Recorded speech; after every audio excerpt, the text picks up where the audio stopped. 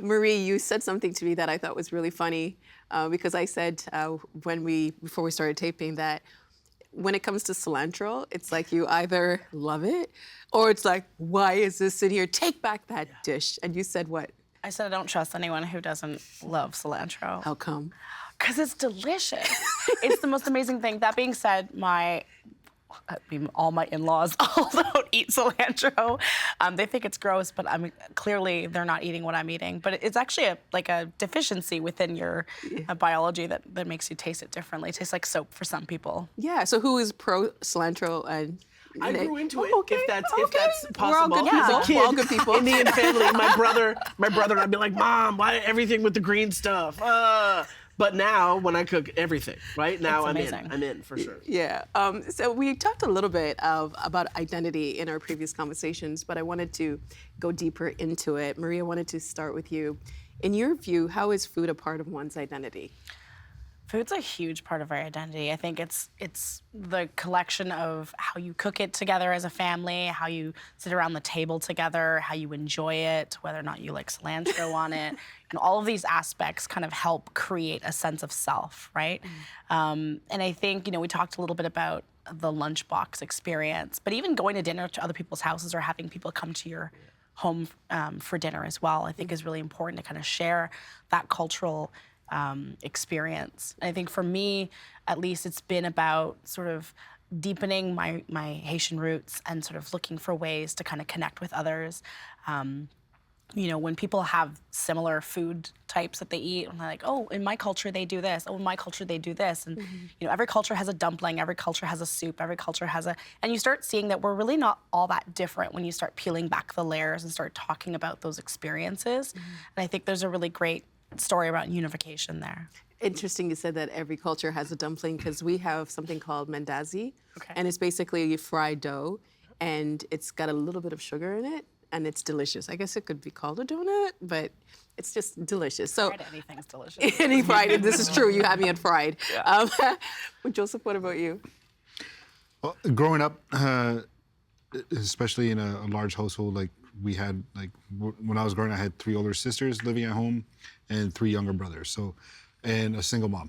So we didn't have too much, and plus I right up until grade 4, I was in day school, so I don't remember much of my early childhood growing up. But after that, it was a very hard living in a way. So I'm brought this whole conversation down. No, we want to know. We want to know. But it's what made me today, right? How to appreciate the food and to appreciate what you make. So I remember going to school with just an apple and 2 pieces of bread with margarine in the middle, right? So that kind of upbringing I had. But so food was just basically to give you energy at that point. Yeah, and it's just what we were able to afford. Yeah, together, right? And then that's when I started learning more, appreciating more about going out hunting and harvesting, and then having a freezer full of meat for the whole year, right? So especially in the fall, and then it was a whole time of celebration for us. But the main things that we would have growing up, it was just I remember my mom cooking outside. We built her this outdoor fire pit, makeshift cooking crate, and then we had these meals during the summer months for once a month kind of thing. And she would just be cooking everything outside, fresh break bannock right on the fire pit with big cast iron pan, all the meats, everything was being cooked out there, and she was just doing all the cooking, all the salad, everything was done by her. And then she would just let everybody else just come and go as they please. And then that's where our whole family, my aunts, my uncles, my cousins, we have so many cousins growing up. We have more now than ever. So we would just it would just be a bombardment of just family. And that's what I really remember growing up and around food, is the whole family coming together around food, and my grandmother cooking around food. Everybody, everything that we done together as a whole huge family has been centered around either my aunts, my mom cooking, or my grandmother cooking when she was alive. Every time she would come home, it would just be a big feast, right? So. And when she lived here in Toronto before she passed, she lived in an old age elders home, And then about once a month, you would just always smell like freshly baked bread as soon as you walk into the lobby. And her apartment was on the 3rd floor. And then that's when you knew she was baking bread. Everybody would be knocking on her door for a $5 loaf of bread. She had a side hustle. Side hustle. That would be her bingo money for the whole week, right? That was her bingo money. Fantastic. So that's how much centered, like food is centered in my family. It's focused, and it just brings us back to those memories of her being alive and how she brought everybody together. And what about you? I think it's such an interesting question because food is, like, what we eat is an expression of our culture, yes, but beyond that, it's so many other parts of, you know, when people look at me and they can see that I'm Chinese Canadian, and so they think they know what that looks like, you know, eats Chinese food growing up. But, you know, beyond being from a ethnically Chinese family, I had 2 working parents who worked kind of shift work, both, you know, were tired and were standing for long periods of time. And so when they would come home at the end of the day, the last thing they would want to do was to cook elaborate meals, you know? So the kinds of things that we ate at home were very simple stir fries, things that, you know, my dad could come home from work at, you know, 5:30, set off the rice cooker and then have dinner ready in 15 minutes or less, you know? And that is as much, I think, a part of my identity and our culture as anything else. You know, I also was a latchkey kid growing up. I would come home, my mom would be off to work, my dad wasn't home yet, and so, you know, part of my culture meant that I would come home and eat fish sticks that I would microwave in the microwave, or we would make like a Campbell's soup, or we would make a Nissin ramen noodle. So all of these different kinds of parts of our experience, I think, make up a part of our culture as well. I mentioned Nigella Lawson at one point, and she said how and what we eat reflects who we are. And Marie, you've said that food can connect us, unite us. Absolutely. What do you mean by that? I think at the end of the day, you know, it's about representation. And so when you were in a city as multicultural as Toronto, whether or not your culture is represented in that food landscape tells you a little bit about sort of maybe how you feel about yourself within that landscape as well. And looking at grocery stores, even the grocery store aisles are also big indicators of where we are. And I hate that ethnic food aisle. I hate how it others now. Yes. It others everyone. Change the name, but keep it, right? Like change the name. Disperse it. Disperse it. Like put all the canned milk together. Put all the noodles together. It's Absolutely. cool, right? Because you know what? If you're looking for pasta, you're not going in the ethnic food aisle. So what is it really telling you? Exactly. Ethnic is othering everyone that isn't European in the food aisle. brown people's food. Yeah, right? exactly. That's really what they're saying. Yes. And you know, especially in cities like Toronto, like there really shouldn't be any of that. And what ends up happening is that when those categories want to compete, really, like Hunger Games to get into the grocery store, they have one aisle that they can exist in. Yeah. What does that mean in terms of somebody like me or my children or whatever going into a grocery store and seeing themselves on the shelves? It limits that experience. And also others, maybe? Yeah, absolutely. Absolutely. Even just thinking about my culture and the vast volume of spices that we use in our food, why does that have to be? Why can't that just be where all the other spices are in the store? Why does it have to be someplace different? Why? And from I know that there's lots of arguments saying that there's a convenience to the international food aisle where you just go there and get, but I was like for the negative impact on those communities, can we all just maybe walk a few more steps in the store? You know, like that's really the exchange. Maybe it's worth it for us to rethink this, right? It's interesting that the evaporated milk and the condensed milk are in one place, but the coconut milk is in another place, and we will not pay more than, you know what I mean? That's got to be cheap. Still, there's the other angle on it, that the stuff in the international aisle has to be cheaper and more affordable than the stuff. We will not pay $4.50 for that can of organic that's in the natural food aisle, where it's a whole other side of things, right? We want that $1.79, 99 cents situation. Even the tea is separate sometimes. For sure. So one of the other words that I keep hearing when we talk about food is authenticity, right? Yeah. But if we're living in a time when ingredients are being blended, recipes are being blended, what about authenticity in food? How do we define a food as being authentic? Well, this is a big question. I've spent a lot of time thinking about this, and ultimately, I think I'm going to land on the notion that authenticity is a bit of a myth, right? I don't think it is a real thing, because I think it exists as a bit of a fantasy that we hold, right? And it's simply like we walk by a Chinese restaurant and we see lots of Chinese people inside. We're like, that's an authentic, you know what I mean? Those people, their food, that's the place you want to go. But the truth is, the way my grandmother made a chicken curry is completely different to the way her grandmother made a chicken curry by virtue of time and space and personality, right? The way my grandmother would not recognize the version of the chicken curry that I make now. Yet, I make this same curry that has, my mom taught me how to make it, but the chef in me changed the cuts and the browning and I tinker with it a little bit. But, and I sell it as my brown face stands behind the pot of curry and everyone smiles my authentic curry when I'm a fraud. Like there's not you know what I mean?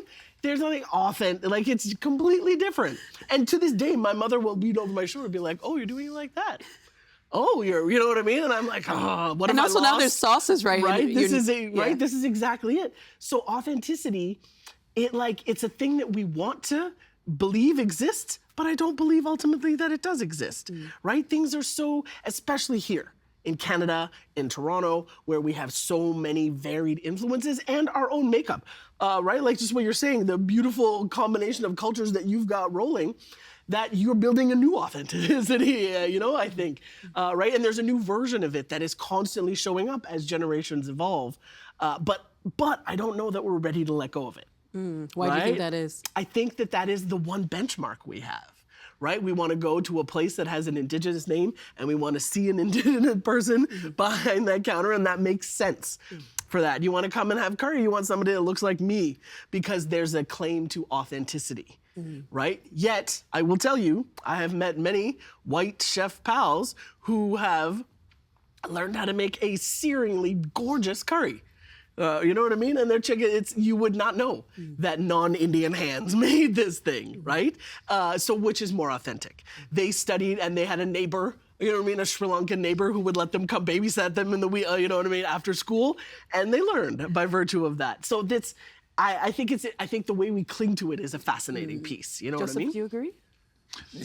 Yeah, no, I agree a lot on that. It's we have this whole misconception of just because you're walking into an establishment that has that ethnic background in it, that with the whole general client base that's in there is all from that ethnic background. You see the chef, everybody looks the same, so you think that you're getting an authentic experience when you're in there. But I strongly believe that in order to get an authentic experience, you should be going to that place of origin.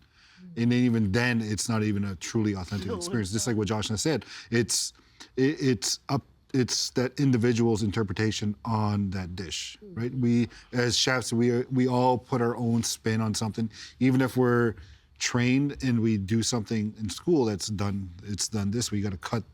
Basically, you got to cut an onion this way in order to have this, right? Right. Or do you have to cut it fast? No. It'd be great if there was a timer that was connected to. That's cute. Yeah. But it's very it's a huge question to answer, and in 20 minutes I don't think we can cover even a percentage of it. But it's for myself, if I'm cooking an authentic Indigenous dish, in order for me to achieve that, I have to go back home and cook from that area where I'm from, versus me opening up a restaurant here in Toronto and then saying authentic Indigenous foods. It's very confusing. Is that a terroir ingredient thing? Is that about needing to go back to that place to get those ingredients? Yeah. Or is it about the version of you that emerges when you're back at home with your people? I completely cook different from when I'm back home. Especially when I'm out in the bush. Me and my wife and my son, and we're just cooking out there.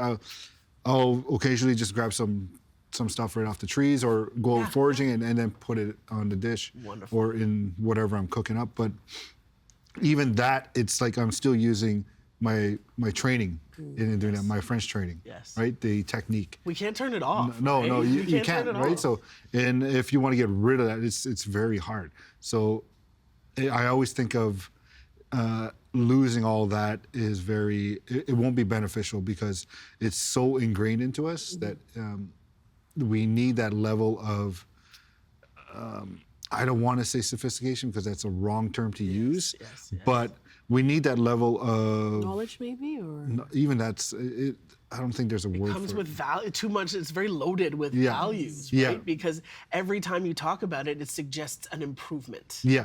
Which yeah. is not the message that we No. really want to offer. Authenticity is also a little bit about context. Yeah. So the way in which you used to do something. So let's say you used to forage a specific way. It's likely because the terrain was that way, or because there was a need to do it at a specific time or whatnot. And then as society changes and improves, those contexts get lost. So it's like we keep doing it, but we're not quite sure why we're doing it. We're trying to do it like we did it, but we don't need to. Yeah. And then that's Oh, what we that's lose. interesting. We lose the Yes. process, right? Like when we were talking a little bit earlier about fusion, one of the things that we talk about a little bit is fusion is not just the flavor, it's also a fusion of the histories. It's understanding the context in which each of these dishes were conceived. And if you're going to put them together, those stories should help each other. They should tell a similar story, right? So is that, because obviously this has led to this conversation around appropriation. Is that the missing piece from, if you appreciate the history, if you understand where the food and the culture come from? Or like, help me understand that a bit more.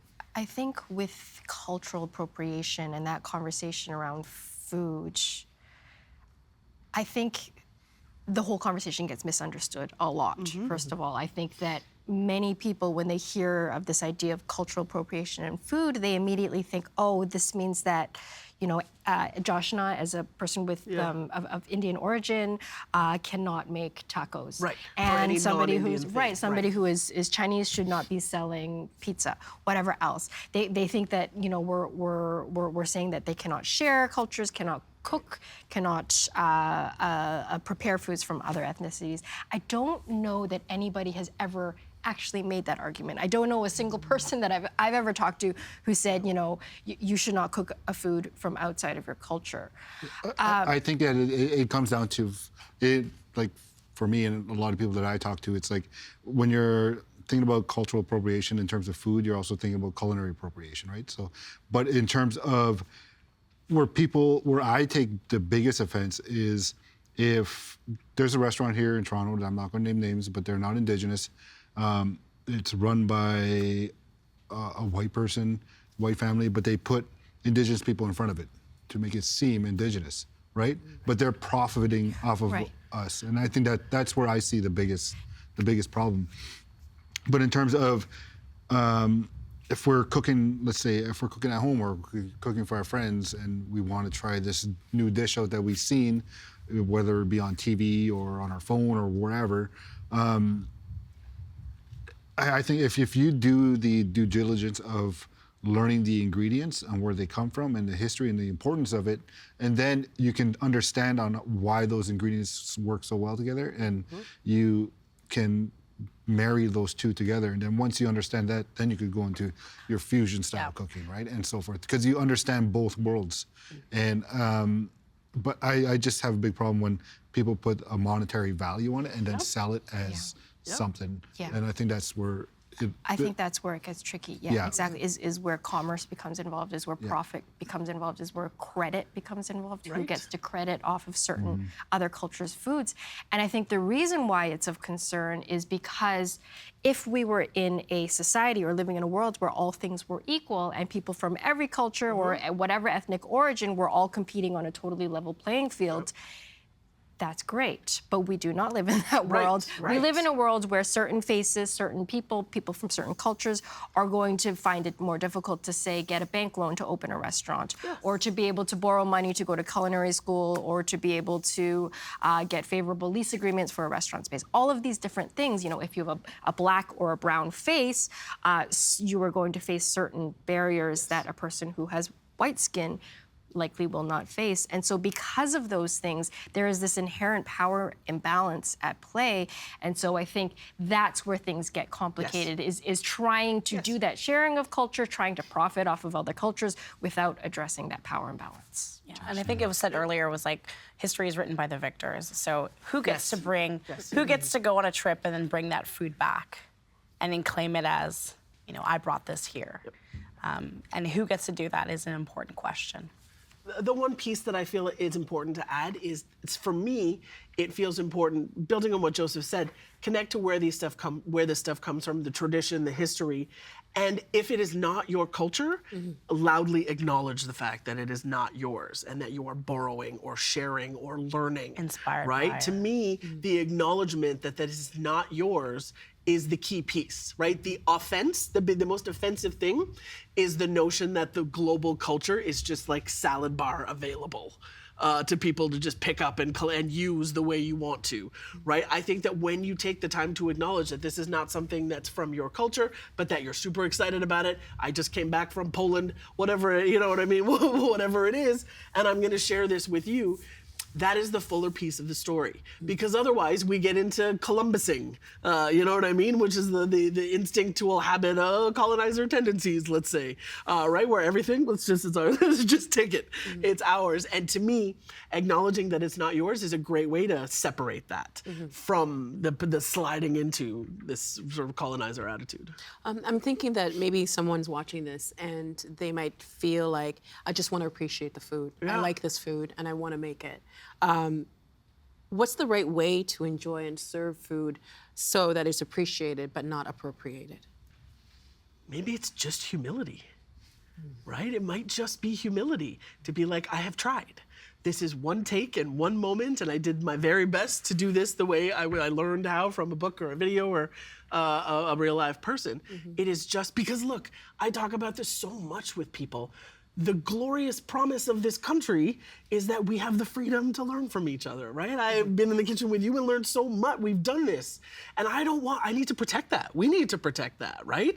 That we all should have the freedom to learn from each other and to discover that panko is really the best breadcrumb. You know what I mean? Don't fuss with anything else. And Turkish yogurt is, you know what I mean? They figured it out. So we don't need to mess with it. There's certain bits like that. It's like, let's just use panko, right? It makes everything awesome. That's the sweet things that are available to us here by sharing, right? And we cannot lose that, right? That might be the thing that we have to define a Canadian food culture, right? Is this beautiful interconnectedness, right? And that our plates are so saturated with all those different bits. To me, that's a much more exciting thing. We just have to learn how to negotiate the humans, right? Around all of that. Well, Marie? Yeah, I think a way to appreciate food as well is looking for ways to give back to those who are creating that food. So if you're in a grocery store and you're seeing like, oh, President's Choice, that might be the easiest choice. But maybe go look for if there's a smaller producer or a local producer that's creating that food within that origin from that country, and sort of ask them questions, get to know the entrepreneurs and get to know the businesses that are really creating those foods a little bit closer to home.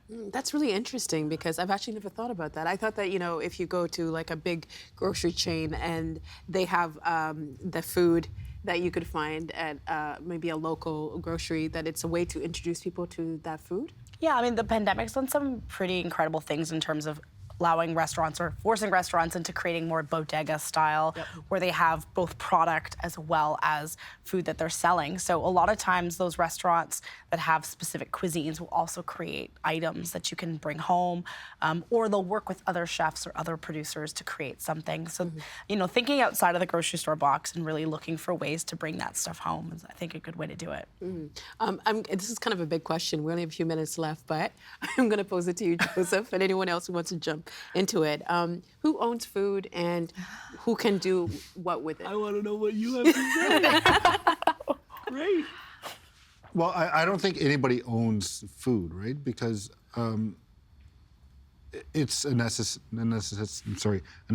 of life, just like water is, right? So, but we live in a day and age where people profit off of food, right? And in order to own something, it's in my culture, you don't own anything. It's borrowed to you because you're only here for a limited amount of time.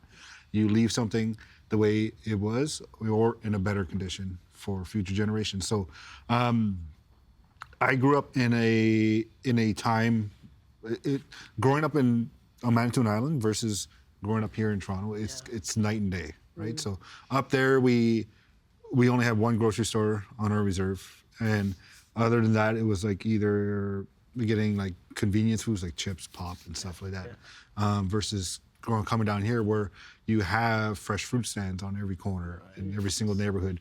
And those people know everybody, but then you also have larger grocery stores at every single major intersection in the city. But if you were to really own up to the food, then I think that you have to think about how you can make that accessible to everybody as a whole. Because what you just mentioned is that when you're back home, there's less access to food. Yeah, you're given basically whatever the grocery store will put on the shelves. Yeah, it's still inaccessible to the foods of the world, I guess you could say, right? So I don't think that we don't own food, right? Like nobody will ever own mangoes, or nobody will ever own avocados, or anything like that.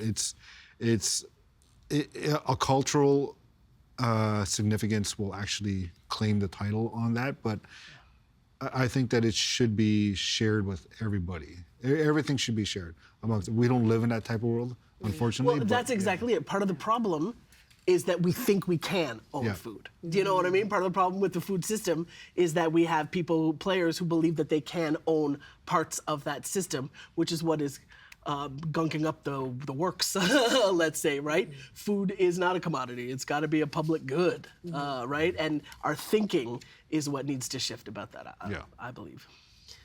Well, that's all for this conversation, but we've got 2 more conversations to go. And tomorrow we're going to be talking about, our personal and spatial relationship with food. Some more to come. Thank you so much. Thank you. Appreciate it. The Agenda in the Summer with Nam Kiwanuka is made possible through generous philanthropic contributions from viewers like you. Thank you for supporting TVO's journalism.